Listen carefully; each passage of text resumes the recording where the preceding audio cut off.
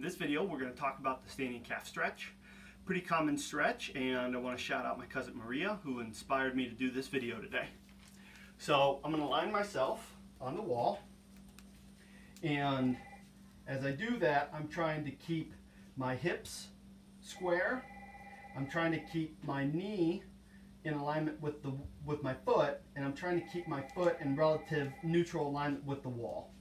So while I try to get into that neutral position, you might start feeling fatigue in maybe your abdominals, the outside of your buttock muscles, or maybe even in your foot. Here I'm actively holding my arch, envisioning palming a basketball that's underneath my foot.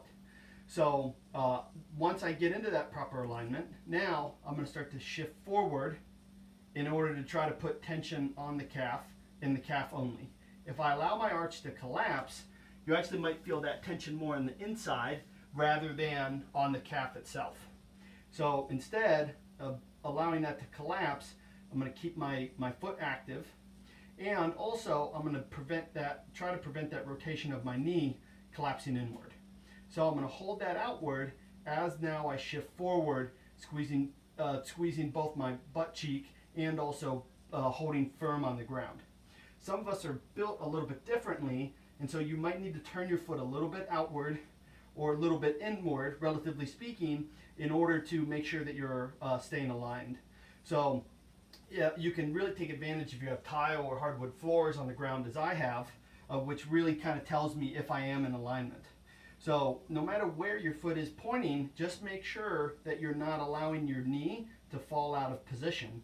And actually, don't be surprised if you feel more fatigue in your abs or your glute than you do stretch in the calf.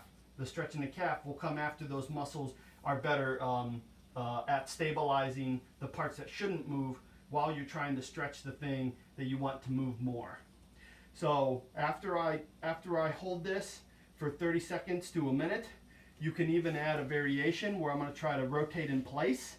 I'm trying not to let my hips shift either way, trying to stay in a neutral position like that. And then of course you would switch to the other side, rinse and repeat